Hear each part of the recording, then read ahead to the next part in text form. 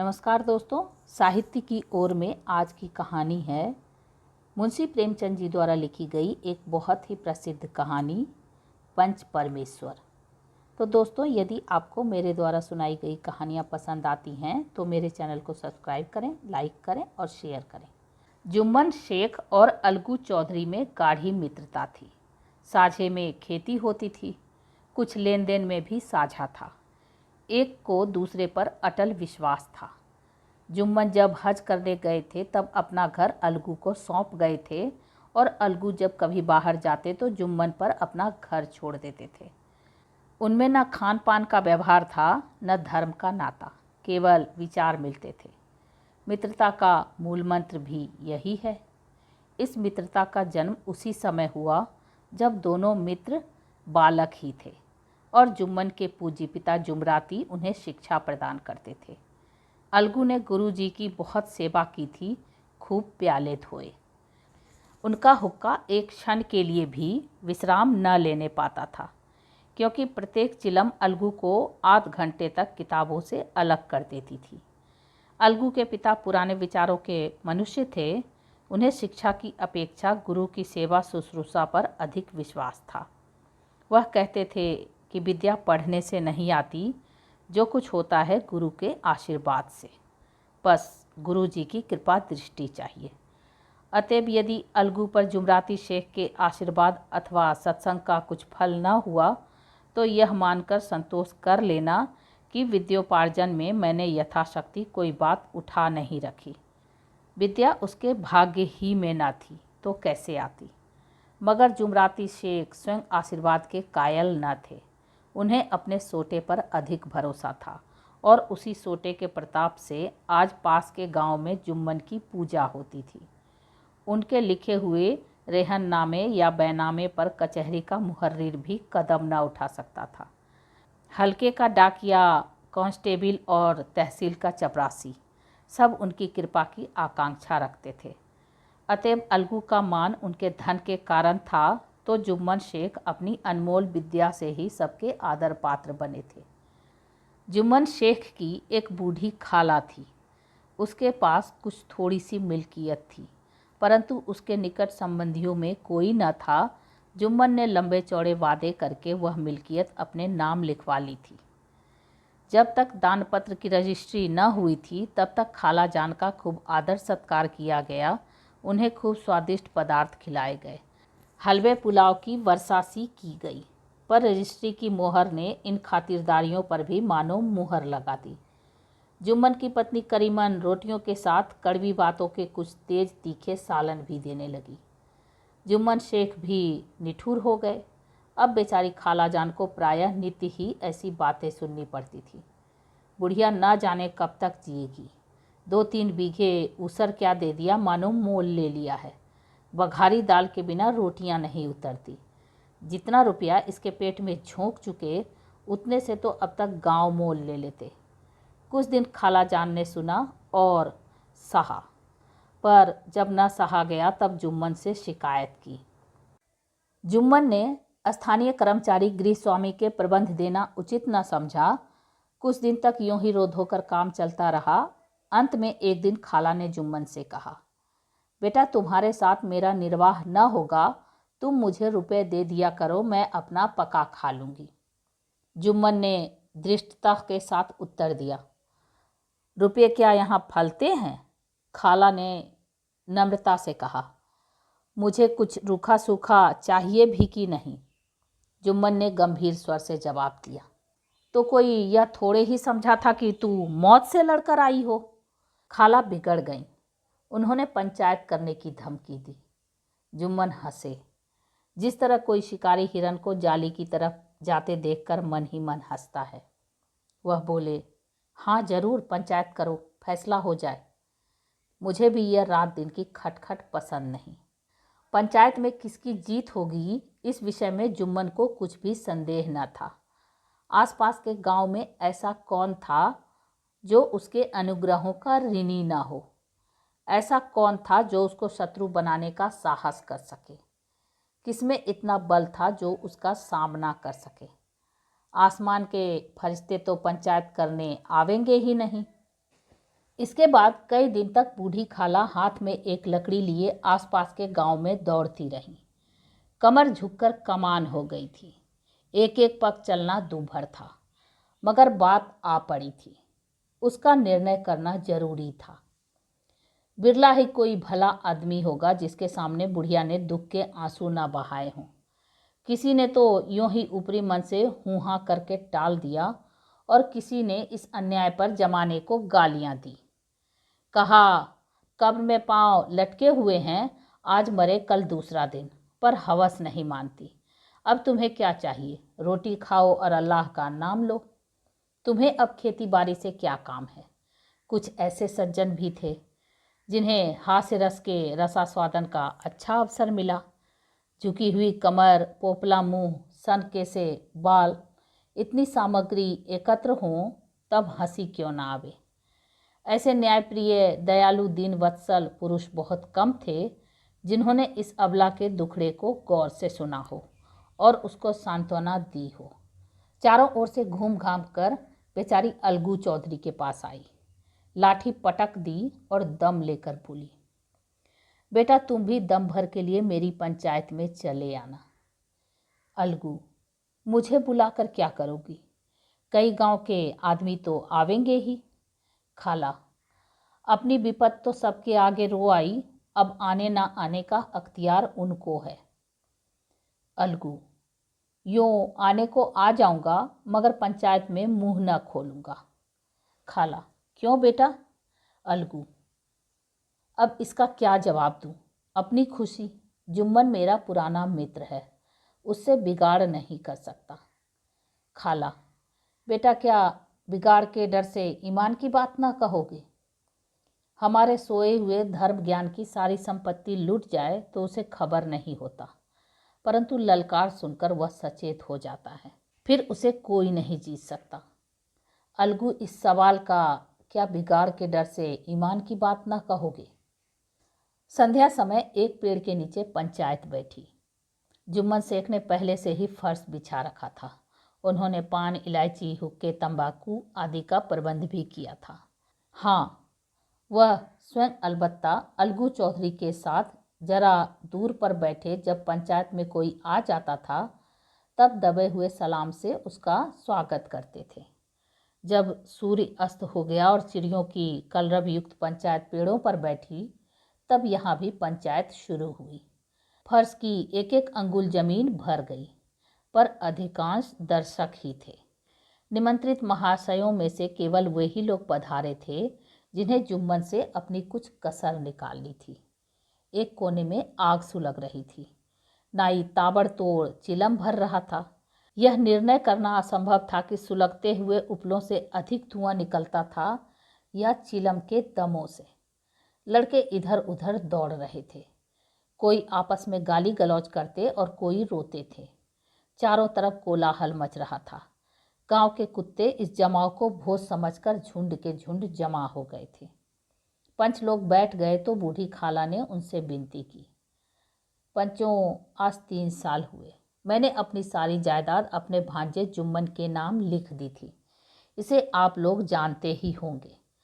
जुम्मन ने मुझे ताहयात रोटी कपड़ा देना कबूल किया।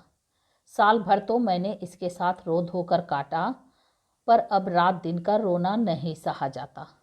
मुझे न पेट की रोटी मिलती है न तन का कपड़ा। बेकस बेवा हूँ, कचहरी दरबार नहीं कर सकती। तुम्हारे सिवा और किसको अपना दुख सुनाऊं?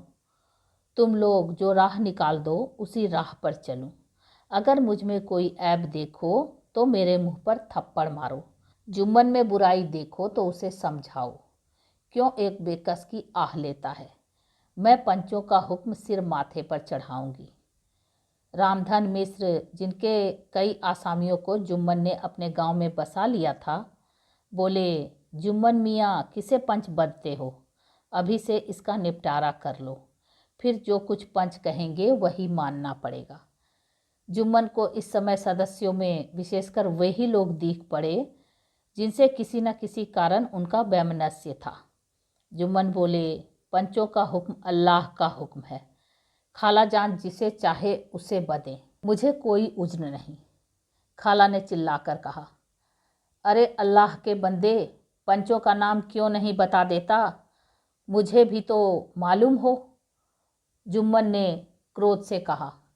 इस वक्त मेरा मुंह न खुलवाओ, तुम्हारी बन पड़ी है, जिसे चाहो पंच बदो। खालाजान जुम्मन के आक्षेप को समझ गई। वह बोली, बेटा खुदा से डरो, पंच न किसी के दोस्त होते हैं न किसी के दुश्मन। कैसी बात कहते हो, और तुम्हारा किसी पर विश्वास न हो तो जाने दो। अलगू चौधरी को तो मानते हो, लो मैं उन्हीं को सरपंच बदती हूँ। जुम्मन शेख आनंद से फूल उठे, परंतु भावों को छिपाकर बोले, अलगू ही सही, मेरे लिए जैसे रामधन वैसे अलगू। अलगू इस झमेले में फंसना नहीं चाहते थे। वे कन्नी काटने लगे। बोले, खाला तुम जानती हो कि मेरी जुम्मन से गाढ़ी दोस्ती है। खाला ने गंभीर स्वर में कहा, बेटा दोस्ती के लिए कोई अपना ईमान नहीं बेचता, पंच के दिल में खुदा बसता है। पंचों के मुंह से जो बात निकलती है वह खुदा की तरफ से निकलती है। अलगू चौधरी सरपंच हुए। रामधन मिश्र और जुम्मन के दूसरे विरोधियों ने बुढ़िया को मन में बहुत कोसा। अलगू चौधरी बोले, शेख जुम्मन, हम और तुम पुराने दोस्त हैं। जब काम पड़ा तुमने हमारी मदद की और हम भी जो कुछ बन पड़ा तुम्हारी सेवा करते रहे हैं, मगर इस समय तुम और बूढ़ी खाला दोनों हमारी निगाह में बराबर हो। तुमको पंचों से जो कुछ अर्ज करनी हो करो। जुम्मन को पूरा विश्वास था कि अब बाजी मेरी है। अलगू यह सब दिखावे की बात कर रहा है। अतएव शांतचित्त होकर बोले, पंचों 3 साल हुए खाला जान ने अपनी जायदाद मेरे नाम हिब्बा कर दी थी। मैंने उन्हें ताहयात खाना कपड़ा देना कबूल किया था। खुदा गवाह है, आज तक मैंने खाला जान को कोई तकलीफ नहीं दी। मैं उन्हें अपनी माँ के समान समझता हूँ। उनकी खिदमत करना मेरा फर्ज है, मगर औरतों में जरा अनबन रहती है, उसमें मेरा क्या बस। खाला जान मुझसे माहवार खर्च अलग मांगती है। जायदाद जितनी है वह पंचों से छिपी नहीं। उससे इतना मुनाफा नहीं होता कि माहवार खर्च दे सकूं। इसके अलावा हिब्बा नामे में माहवार खर्च का कोई जिक्र नहीं तो मैं भूल कर भी इस झमेले में ना पड़ता। बस मुझे यही कहना है। आइंदा पंचों का अख्तियार है, जो फैसला चाहें करें। अलगू चौधरी को हमेशा कचहरी से काम पड़ता था, अतएव वह पूरा कानूनी आदमी था। उसने जुम्मन से जिरह शुरू की। एक एक प्रश्न जुम्मन के हृदय पर हथौड़ी की चोट की तरह पड़ता था। रामधन मिश्र इन प्रश्नों पर मुग्ध हुए जाते थे। जुम्मन चकित थे कि अलगू को क्या हो गया। अभी यह अलगू मेरे साथ बैठा हुआ कैसी कैसी बातें कर रहा था। इतनी ही देर में ऐसी काया पलट हो गई कि मेरी जड़ खोदने पर तुला हुआ है। ना मालूम कब की कसर यह निकाल रहा है। क्या इतने दिनों की दोस्ती कुछ भी काम ना आवेगी। जुम्मन शेख तो इसी संकल्प विकल्प में पड़े हुए थे कि इतने में अलगू ने फैसला सुनाया। जुम्मन शेख, पंचों ने इस मामले पर विचार किया। उन्हें यह नीति संगत मालूम होता है कि खाला जान को माहवार खर्च दिया जाए। हमारा विचार है कि खाला की जायदाद से इतना मुनाफा अवश्य होता है कि माहवार खर्च दिया जा सके। बस यही हमारा फैसला है। अगर जुम्मन को खर्च देना मंजूर न हो तो हिब्बा नामा रद्द समझा जाए। यह फैसला सुनते ही जुम्मन सन्नाटे में आ गए। जो अपना मित्र हो वह शत्रु का व्यवहार करे और गले पर छुरी फेरे, इसे समय के हेर फेर के सिवा और क्या कहें। जिस पर पूरा भरोसा था उसने समय पड़ने पर धोखा दिया। ऐसे ही अवसरों पर झूठे सच्चे मित्रों की परीक्षा की जाती है। यही कलयुग की दोस्ती है। अगर लोग ऐसे कपटी धोखेबाज न होते तो देश में आपत्तियों का प्रकोप क्यों होता। यह हैजा, प्लेग आदि व्याधियां दुष्कर्मों के ही दंड हैं। मगर रामधन मिश्र और अन्य पंच अलगू चौधरी की इस नीति परायणता की प्रशंसा जी खोल कर रहे थे। वे कहते थे, इसका नाम पंचायत है, दूध का दूध और पानी का पानी कर दिया। दोस्ती दोस्ती की जगह है, किंतु धर्म का पालन करना मुख्य है। ऐसे ही सत्यवादियों के बल पर पृथ्वी ठहरी है, नहीं तो वह कब की रसातल को चली जाती। इस फैसले ने अलगू और जुम्मन की दोस्ती की जड़ हिला दी। अब वे साथ साथ बातें करते नहीं दिखाई देते। इतना पुराना मित्रता रूपी वृक्ष सत्य का एक झोंका भी न सह सका। सचमुच वह बालू की ही जमीन पर खड़ा था। उनमें अब शिष्टाचार का अधिक व्यवहार होने लगा, एक दूसरे की आवभगत ज़्यादा करने लगा। वे मिलते जुलते थे, मगर उसी तरह जैसे तलवार से ढाल मिलती है। जुम्मन के चित्त में मित्र की कुटिलता आठों पहर खटका करती थी। उसे हर घड़ी यही चिंता रहती थी कि किसी तरह बदला लेने का अवसर मिले। अच्छे कामों की सिद्धि में बड़ी देर लगती है, परंतु बुरे कामों की सिद्धि में यह बात नहीं होती। जुम्मन को भी बदला लेने का अवसर जल्द ही मिल गया।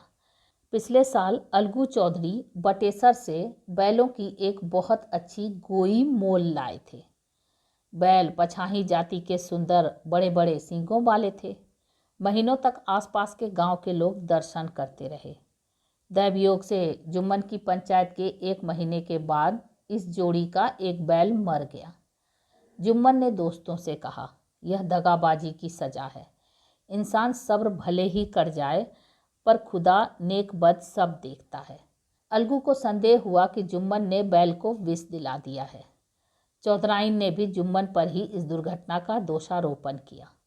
उसने कहा, जुम्मन ने कुछ कर करा दिया है। चौधराइन और करीमन में इस विषय पर एक दिन खूब ही वाद विवाद हुआ।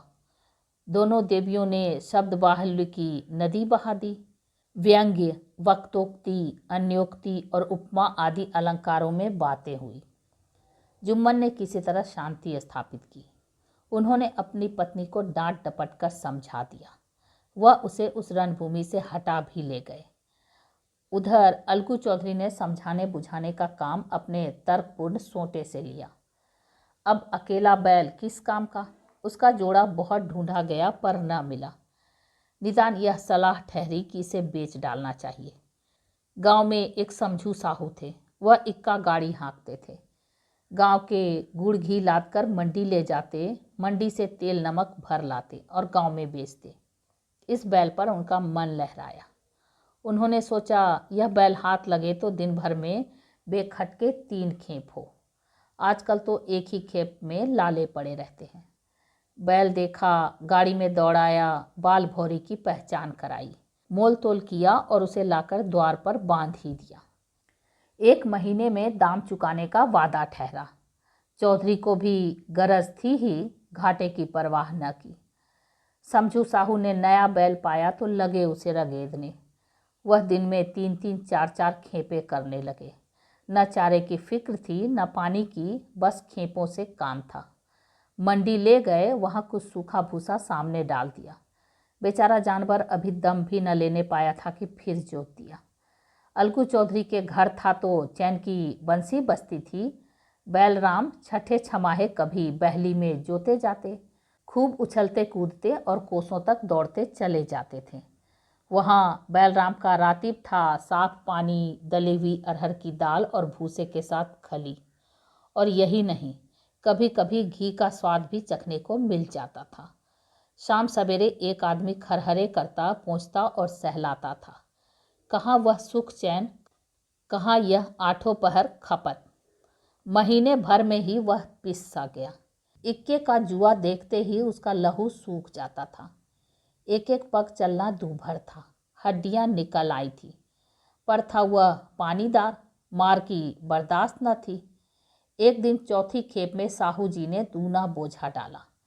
दिन भर का थका जानवर पैर न उठते थे, पर साहू जी कोड़े फटकारने लगे। बस फिर क्या था, बैल कलेजा तोड़कर चला। कुछ दूर दौड़ा और चाहा कि जरा दम ले लूं, पर साहू जी को जल्द पहुंचने की फिक्र थी। अतएव उन्होंने कई कोड़े बड़ी निर्दयता से फटकारे। बैल ने एक बार फिर जोर लगाया, पर अब की बार शक्ति ने जवाब दे दिया। वह धरती पर गिर पड़ा और ऐसा गिरा कि फिर न उठा। साहू जी ने बहुत पीटा, टांग पकड़कर खींचा, नथुनों में लकड़ी ठूंस दी, पर कहीं मृतक भी उठ सकता है। तब साहू जी को कुछ शक हुआ। उन्होंने बैल को गौर से देखा, खोलकर अलग किया और सोचने लगे कि गाड़ी कैसे घर पहुंचे। बहुत चीखे चिल्लाए, पर देहात का रास्ता बच्चों की आंख की तरह सांझ होते ही बंद हो जाता है। कोई नजर न आया। आसपास कोई गांव भी न था। मारे क्रोध के उन्होंने मरे हुए बैल पर और दुर्रे लगाए और कोसने लगे। अभागे, तुझे मरना ही था तो घर पहुंचकर मरता, ससुरा बीच रास्ते में ही मर रहा, अब गाड़ी कौन खींचे। इस तरह साहू जी खूब जले भुने। कई बोरे गुड़ और कई पीपे घी उन्होंने बेचे थे। 200-250 रुपये कमर में बंधे थे। इसके सिवा गाड़ी पर कई बोरे नमक थे। अतएव छोड़कर जा भी ना सकते थे। लाचार बेचारे गाड़ी पर ही लेटे गए। वही रात जगा करने की ठान ली। चिलम पी, गाया, फिर हुक्का पिया। इस तरह शाह जी आधी रात तक नींद को बहलाते रहे। अपनी जान में तो वह जागते ही रहे, पर पौ फटते ही जो नींद टूटी और कमर पर हाथ रखा तो थैली गायब। घबराकर इधर उधर देखा तो कई कनस्तर तेल भी नदारद। अफसोस में बेचारे ने सिर पीट लिया और पछाड़ खाने लगे। प्रातःकाल रोते बिलखते घर पहुँचे। सहुआइन ने जब यह बुरी सुनावनी सुनी तब पहले तो रोई, फिर अलगू चौधरी को गालियां देने लगी। निगोड़े ने ऐसा कुलछनी बैल दिया कि जन्म भर की कमाई लुट गई। इस घटना को हुए कई महीने बीत गए। अलगू जब अपने बैल के दाम मांगते तब साहू और सहुआइन दोनों ही झल्लाए हुए कुत्ते की तरह चढ़ बैठते और अंड बंड बकने लगते। वाह, यहाँ तो सारे जन्म की कमाई लुट गई, सत्यानाश हो गया, इन्हें दामों की पड़ी है। मुर्दा बैल दिया था उस पर दाम मांगने चले हैं। आंखों में धूल झोंक दी। सत्यानाशी बैल गले बांध दिया। हमें निरा पोंगा ही समझ लिया है। हम भी बनिए के बच्चे हैं। ऐसे बुद्धू कहीं और होंगे। पहले जाकर किसी गड्ढे में मुंह धो आओ, तब दाम लेना। न जी मानता हो तो हमारा बैल खोल ले जाओ। महीना भर के बदले 2 महीना जोत लो। और क्या लोगे। चौधरी के अशुभ चिंतकों की कमी न थी। ऐसे अवसरों पर वे भी एकत्र हो जाते और साहू जी के बराने की पुष्टि करते। परंतु 150 रुपये से इस तरह हाथ धो लेना आसान न था। एक बार वह भी गरम पड़े। साहू जी बिगड़कर लाठी ढूंढने घर चले गए। अब सहुआइन ने मैदान लिया। प्रश्नोत्तर होते होते हाथापाई की नौबत आ पहुंची। सहुआइन ने घर में घुसकर किवाड़ बंद कर लिए। शोरगुल सुनकर गांव के भले मानस ने घर से निकाला। वह परामर्श देने लगे कि इस तरह से काम न चलेगा, पंचायत कर लो, कुछ तय हो जाए, उसे स्वीकार कर लो। साहू जी राजी हो गए। अलगू ने भी हामी भर ली। पंचायत की तैयारियां होने लगी। दोनों पक्षों ने अपने अपने दल बनाने शुरू किए। इसके बाद तीसरे दिन उसी वृक्ष के नीचे पंचायत बैठी। वही संध्या का समय था। खेतों में कौवे पंचायत कर रहे थे। विवादग्रस्त विषय था यह कि मटर की फलियों पर उनका कोई स्वत्व है या नहीं। जब तक यह प्रश्न हल ना हो जाए तब तक वे रखवाले की पुकार पर अपनी अप्रसन्नता प्रकट करना आवश्यक समझते थे। पेड़ की डालियों पर बैठी शुक मंडली में वह प्रश्न छिड़ा हुआ था कि मनुष्यों को उन्हें बेसुरौवत कहने का क्या अधिकार है, जब उन्हें स्वयं अपने मित्रों से दगा करने में भी संकोच नहीं होता। पंचायत बैठ गई तो रामधन मिश्र ने कहा, अब देरी क्या है, पंचों का चुनाव हो जाना चाहिए। बोलो चौधरी, किस किस को पंच बनते हो। अलगू ने दीन भाव से कहा, समझू साहू ही चुन ले। समझू खड़े हुए और अकड़ कर बोले, मेरी ओर से जुम्मन शेख। जुम्मन का नाम सुनते ही अलगू चौधरी का कलेजा धक धक करने लगा, मानो किसी ने अचानक थप्पड़ मार दिया हो। रामधन अलगू के मित्र थे, वह बात को ताड़ गए। पूछा, क्यों चौधरी, तुम्हें कोई उज्र तो नहीं। चौधरी ने निराश होकर कहा, नहीं, मुझे क्या उज्र होगा। अपने उत्तरदायित्व का ज्ञान बहुधा हमारे संकुचित व्यवहारों का सुधारक होता है। जब हम राह भूलकर भटकने लगते हैं तब यही ज्ञान हमारा विश्वसनीय पथ प्रदर्शक बन जाता है।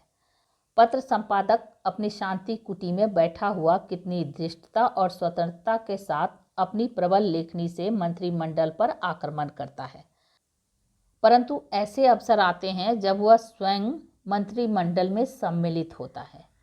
मंडल के भवन में पग धरते ही उसकी लेखनी कितनी मर्मज्ञ, कितनी विचारशील, कितनी न्यायपरायण हो जाती है, इसका कारण उत्तरदायित्व का ज्ञान है। नवयुवक युवावस्था में कितना उद्दंड रहता है, माता पिता उसकी ओर से कितने चिंतित रहते हैं। वे उसे कुल कलंक समझते हैं, परंतु थोड़े ही समय में परिवार का बोझ सिर पर पड़ते ही वह अव्यवस्थित चित्त उन्मत्त युवक कितना धैर्यशील, कितना शांतचित्त हो जाता है, यह भी उत्तरदायित्व के ज्ञान का फल है। जुम्मन शेख के मन में भी सरपंच का उच्च स्थान ग्रहण करते ही अपनी जिम्मेदारी का भाव पैदा हुआ। उसने सोचा, मैं इस वक्त न्याय और धर्म के सर्वोच्च आसन पर बैठा हूँ। मेरे मुंह से इस समय जो कुछ निकलेगा वह देववाणी के सदृश्य है, और देववाणी में मेरे मनोविकारों का कदापि समावेश न होना चाहिए। मुझे सत्य से जौ भर भी टलना उचित नहीं। पंचों ने दोनों पक्षों से सवाल जवाब करने शुरू किए। बहुत देर तक दोनों दल अपने अपने पक्ष का समर्थन करते रहे। इस विषय में तो सब सहमत थे कि समझू को बैल का मूल्य देना चाहिए, परंतु वो महाशय इस कारण रियायत करना चाहते थे कि बैल के मर जाने से समझू को हानि हुई। उसके प्रतिकूल 2 सभ्य मूल के अतिरिक्त समझू को दंड भी देना चाहते थे, जिससे फिर किसी को पशुओं के साथ ऐसी निर्दयता करने का साहस न हो।